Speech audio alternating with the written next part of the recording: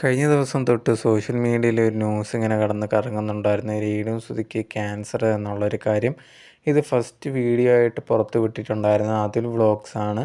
അതുൽ വ്ളോഗാണ് ഇത് കണക്ക് രേണു സുധിക്ക് ക്യാൻസർ ഉണ്ട് എന്നുള്ള രീതിയിലൊക്കെ പറഞ്ഞിട്ടുണ്ടായിരുന്നത്. അതിനുശേഷം കുറേയധികം പേര് ഇതിനെക്കുറിച്ച് ചർച്ച ചെയ്തിട്ടുണ്ടായിരുന്നു. പക്ഷേ ആ ഒരു സമയത്ത് പോലും രേണു സുധി ഇതിനെപ്പറ്റി പ്രതികരിക്കുകയൊന്നും തന്നെ ചെയ്തിട്ടില്ലായിരുന്നു. മറ്റ് ചിലരാണെങ്കിൽ രേണുസുധിക്ക് ക്യാൻസറും കാര്യങ്ങളും ഒന്നുമില്ല, ഇനി അടുത്ത നാടകമായിട്ട് വരുവാണ് എന്നുള്ള രീതിയിൽ രേണുവിനെതിരെ നെഗറ്റീവായിട്ടും കുറേയധികം പേര് കമൻസും കാര്യങ്ങളൊക്കെ ഇടുന്നുണ്ടായിരുന്നു. എന്തായാലും രേണുവിനെ സ്നേഹിക്കുന്ന കുറേ പേരുണ്ടെങ്കിൽ ഇതറിയണം എന്താണ് സംഭവം എന്നൊക്കെ ചോദിച്ചിട്ട് കുറേയധികം പേര് രേണുവിൻ്റെ ഇൻസ്റ്റാഗ്രാമിൽ രേണു ഇട്ടേക്കുന്ന പോസ്റ്റിന് താഴെ വന്നിട്ട് എന്താണ് ചേച്ചി പ്രശ്നം, ഈ കേൾക്കുന്നതൊക്കെ സത്യമാണോ എന്നുള്ള രീതിയിൽ കുറേയധികം പേരൊക്കെ ചോദിക്കുന്നുണ്ടായിരുന്നു. പക്ഷേ രേണുവിൻ്റെ ഭാഗത്തുനിന്ന് ഒരു മറുപടിയോ ഒന്നും തന്നെ ഉണ്ടായിരുന്നില്ല. പക്ഷേ ആ ഒരു പോസ്റ്റിൽ രേണു ലേറ്റസ്റ്റായിട്ട് ഇട്ട ഒരു പോസ്റ്റ് രേണുവിൻ്റെ ഒരു ഫ്രണ്ടിൻ്റെ കൂടെയൊക്കെ ചേർന്നിട്ടുള്ള ഒരു പോസ്റ്റാണ്. അപ്പോൾ ആ ഒരു പോസ്റ്റിന് ഇത് കണക്ക് ചോദിച്ചപ്പോൾ ഇത് കണക്ക് ക്യാൻസർ ആണോ എന്നുള്ള രീതിയിൽ ഒരാൾ ചോദിച്ച സമയത്ത് ആ ഒരു ഫ്രണ്ട് വന്ന് കമൻ്റ് ഇട്ടിട്ടുണ്ട്, അങ്ങനെയൊന്നുമില്ല,